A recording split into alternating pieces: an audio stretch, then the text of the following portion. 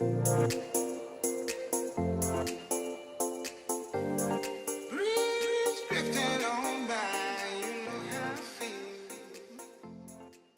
to the newest episode of Soul Reboot. You know I'm your host, Alyson Charles. My next guest decided to give up all of his belongings and jump onto what I call the pathless land. And that trust in himself and the universe continues to bring about the ever-evolving consciousness within himself and his many work offerings. There is so much to dive into today with Adam Roa. Hi. Hi, Alyson. Thank you for having me. Thank you so much for joining me. You are such a bright, shining light, and I'm so excited to dive deep with you. I want to understand, 3 years ago, right? Mm-hmm. You decide to just give your stuff away, right? You had all these people coming over and you're just like, take this. You were clearing your life out. Mm-hmm. What brought that on? Well, I actually had plans to move in. My girlfriend and I had plans to move in with a friend of ours who was moving from Australia. Okay. And it was this amazing opportunity where they were going to pay for this amazing house and we just had to pay a portion of the rent. And there's this whole thing. It's like, okay, this is an up level of our life. And we hired movers. We put in our 30 days and a week later, she let us know that she had trouble with her visa. And so she couldn't actually get into the country.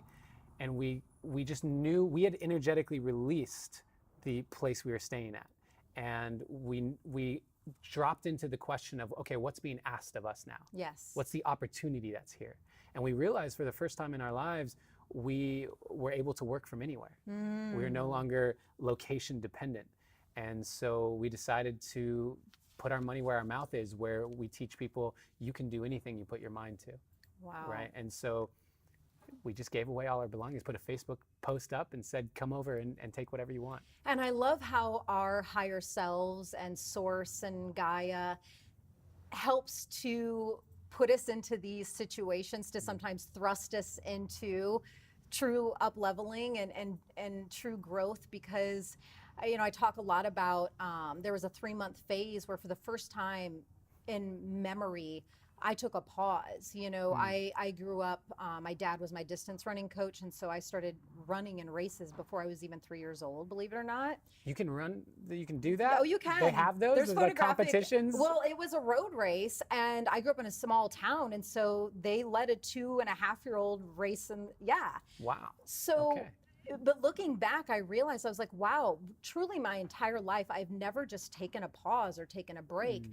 And universe thrust that onto me though. When a big project wrapped and I looked at my calendar, like there was a blank slate and I was like, what is this? But I knew there was some big magic in there for me. So I love that happened for you guys as well. And so how did universe continue? How does it talk to you? How do you connect and speak with it? Because as it's taking you all around the world and all of the adventures that you two ended up going on, where do you feel the guidance? Like, how is it maneuvering through you? Well, one of the things I work with clients on is developing a relationship to their intuition. Because I think that each of us has our own unique relationship to our own higher selves. For sure. And so how that comes through can be a little bit different. And so in that process of learning what my relationship was, I started to recognize that first, it's just the initial emotional response. And generally our initial emotional response is the one that is our higher self speaking through us. And then we pile on top of that all of our fears and doubts and conditioning, societal beliefs and all of that. But then also I have physical sensations that I've gotten accustomed to. I like the hair on the back of my neck will stand up when I get like a really clear intuitive hit. I call those the divine tingles. Yeah, exactly. And so once I started the path of honoring what was being given to me as far as guidance, that became stronger and stronger. And so a lot of people say, yeah, I don't feel connected to my intuition or a higher guidance or whatever. And I say, well, how often are you taking the advice? How often are you listening to it? Because it's a relationship. And if you continued to give me really solid advice and I just ignored it and ignored it and ignored it, eventually you would get really quiet. You wouldn't continue speaking to someone who's not listening to you. And so I think that's a really big thing for people who want to strengthen their own intuitive guidance system is start listening to it. Yeah, it takes cultivation. And some of the work that I do with people that attend my talks and different things is, start talking to your own third eyes, start speaking to your higher self and say, I'm ready to really unite with you more. I'm ready to hear you more and start to work with you more. Speak to me more clearly and loudly. Let's unite. Because our third eye, our highest self, is our greatest best friend relationship we can ever have. So yeah, it does take a lot of that practice. So tell me, what were a couple of the wild things that occurred when you were traveling? Wild things. Well, the thing that just pops into my head right now is I was actually in Bali, and I went to India by myself for a month, and then went to Australia, and then went to Bali. And while I was in Bali, that was the last stop before returning home for a few months. And the only thing on my list of things that I wanted that I hadn't gotten yet was a bracelet.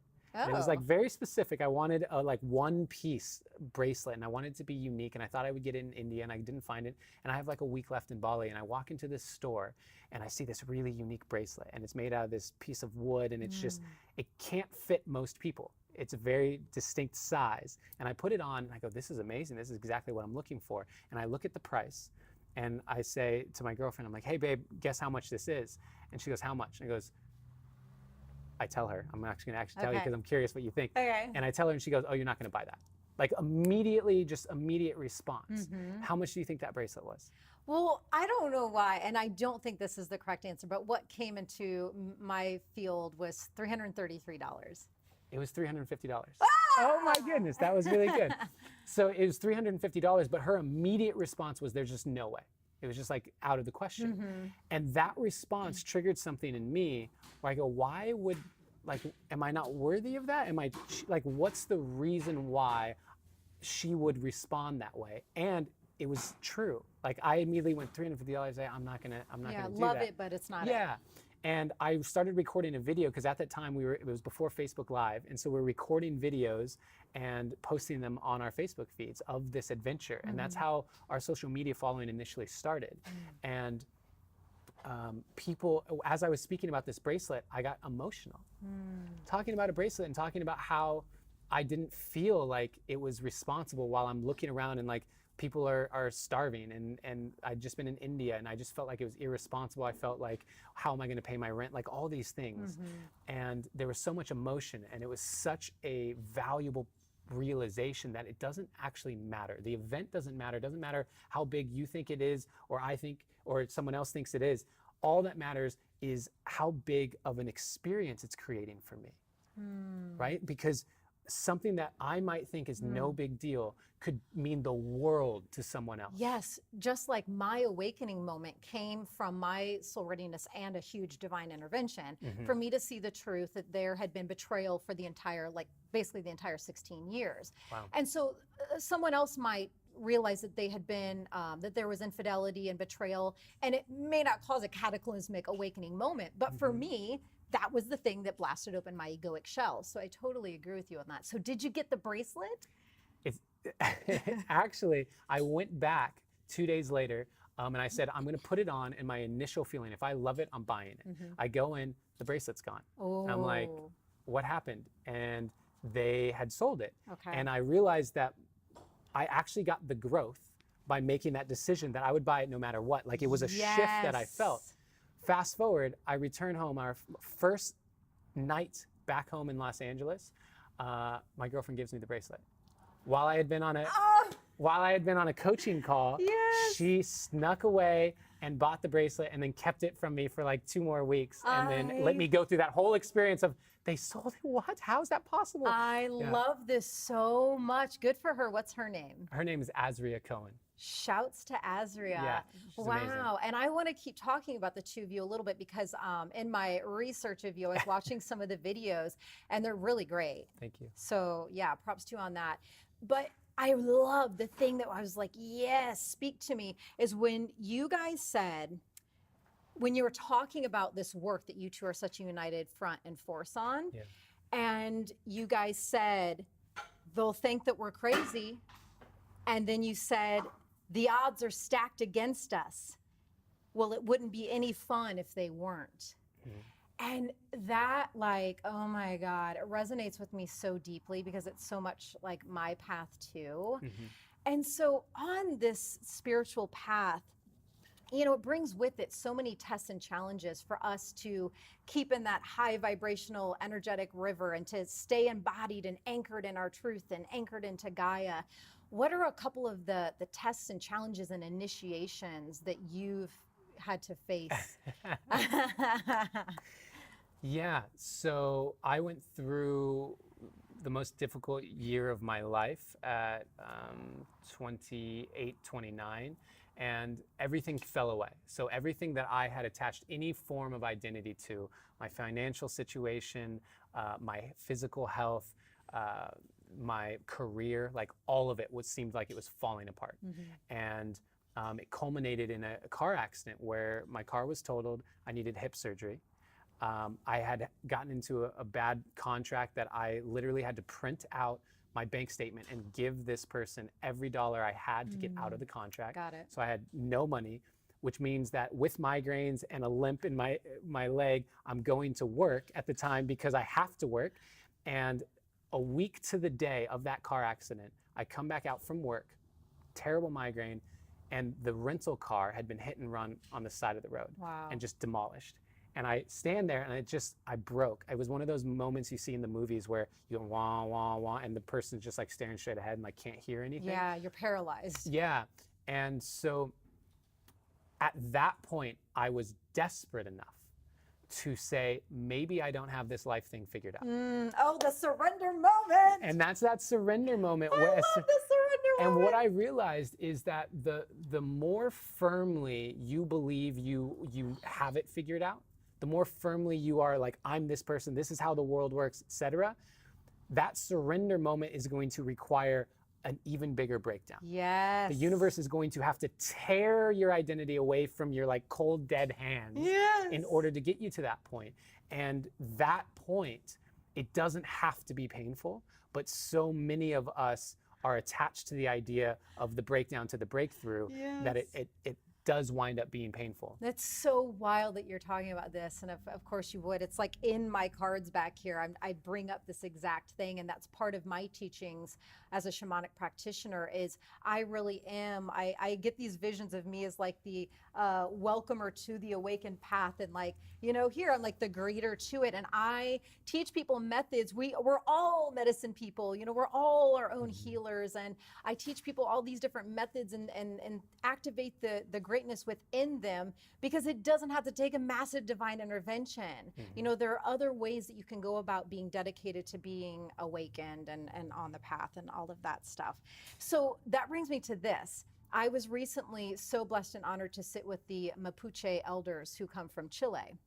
And it was incredible. It was their first time leaving their territory and coming to the United States. And one of the medicine people was sharing and saying about doing this kind of work, being the point of the arrow isn't always easy, but walk the path of the warrior with happiness. And I guess I'm just curious for you, because it's kind of like what you're alluding to and talking about. Do you think this is a place where I've had to do a lot of work of, you know, because I can get, in terms of doing the shadow work and going inward and being on the shamanic path, it can get super gnarly and gritty. And I'm now, my new intention that I'm dedicated to, my two words are thriving and rejoicing. I am dedicated to walking this path as a high priestess, a goddess, a warrior, a queen, and letting it be a bit lighter. Do you think that it's possible? Tell me about your experience. Yeah, something that has come online for me in the last 4 months specifically is play. Yes. And you know, the sacred doesn't have to be serious. And I think that when I look at my life, I recognize that if I had used fun and play as my compass before my purpose was embodied, it would have been a distraction. Because when I was 21, 22, like, give me $100,000 and I'm gonna party and I'm gonna have so much fun with my friends, and that is alcohol and all of it, right? The definition, yeah. Totally, the stuff we see on Wolf of Wall Street movies and all of it. And it would have been a distraction, because even back then, if you had asked me my purpose, I would have said to make a difference, to make a positive impact on this planet. But that purpose was not yet embodied. Right. And so for me, once your purpose is embodied, then every decision that you make, everything you do will come from that place. You don't have to even think about it. Every word you speak carries the frequency of I'm here to heal. And then you throw play and fun into that mix, and you follow your joy. What's one way that you play and have fun? My music has come online recently. I unlocked my voice on a vision quest in the desert, 5 days, pretty much complete silence, sleeping in a sleeping bag on the ground in the middle of the desert, and my voice unlocked. I always thought I couldn't sing. And that unlocked a whole musical side of myself. And now literally I'm finishing my first music album this week. Incredible. And it's impossible to describe what that's done, because really we all have a musical side. We are music. And it's a lens. So it's like this whole 30% of my personality was locked away because of all the parts of myself that told myself I wasn't that. Right. And now that it's online, I see the world differently. I hear the world differently. Yes, amen, and congrats on the album. And I just want to briefly touch on, this has been some of the most potent medicine that I know just by my existence and my purpose here is delivering to others. It's give yourself the effing permission to be as fucking multidimensional and multifaceted, and expand it into all the greatest layers of your expression that you can. You know what I mean? And I think those of us that just keep expanding and keep learning about ourselves and keep giving ourselves permission to activate this gift and this gift and this gift, and you might be 20 incredible or more amazing things, and yes, it's going to hit up against and butt up against other people's perceptions of like what a person should be, and you know what I mean? Totally. But like every time you hit up against that, it's just, you know, who knows, at some point in their lives it might trigger or awaken something in them. So I'm so glad that you just keep letting your gifts continue to express. And speaking of that, I know that you're also a spoken word artist. I am. So is there anything that you can bless myself and those watching with, whether it's a little song or a spoken word piece that you have? I can. Great. Yeah. How much time do I have for this? Let me know, because I can do like a 3.5-minute piece if you'd like. Do you have a more mini one? I'll just give a taste of it then. Okay. You are who you've been looking for. So stop looking for more unless you're looking in a mirror, because it's about time for you to see clearly you are who you've been looking for. And that empty feeling you got, that hole in your chest, you only got that feeling because you think you're not blessed with everything you need. You see, we live in a consumerist society, which means they need you to buy stuff. And the easiest way to sell it is to tell you you're not enough. Buy this car, you'll get girls. Buy this bra, you'll get guys. Oh, Lord. And we're seeing it so much that we start believing these lies, but the truth is, the makeup they're selling to make you feel prettier is the same makeup you buy to stop feeling shittier about this lie they keep telling you that you are not enough. And what about the movies we watch, all the shows on TV? The more I watch, the more I see I need you to complete me. And yes, love is the answer, love is the key, but if you can't love yourself, how can you ever love me? Yeah, a little piece. I feel like I'll do a little, yes. This is my version of the snap snaps. That's so beautiful. Wow, wow. Self-love is everything, right? Yeah, I believe that your capacity to love others and your capacity to spread love in the world is only limited by your capacity to love yourself. Totally agree with you 100%. I can't wait till you know, I want to learn more about all of your different work offerings myself. As I'm going back and forth between New York and here in LA, like I want to hang out more, and you know, I want to talk more magic with you and have you. I didn't know you were a medicine woman. Ah. I didn't know. That's amazing. I love that path. Yes, me too. It's my greatest honor. Yeah. So I know that you're going on tour. I am. Tell everyone. People are going to want to like dip into what you have to offer. Yeah, I created a show called Permission to Think Freely, and it's a ceremonial spoken word personal development experience. And I break down the actual algorithm for how we're creating our reality and how we've collectively created things like war and the Standing Rock and all of it. and how we can actually shift into a more loving future. And I use spoken word poetry and music to tell that story. And that'll be in Canada, Calgary, Vancouver, Montreal, Toronto, Okay. and New York, Denver, and Los Angeles. So I'm gonna be you in have two town, opportunities, yeah. New York and Los Angeles. New York is June 7th. New York is June 9th. Toronto is June 7th. Okay. And then LA is June 16th. Incredible. Well, I'm going to be in town for the June 7th one.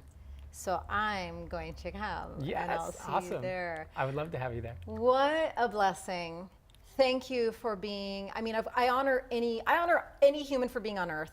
I honor everyone that steps onto the awakening path, but there's just something right now that's so special to me about a man who does this work. So thank you so much. You're very welcome. Thank you.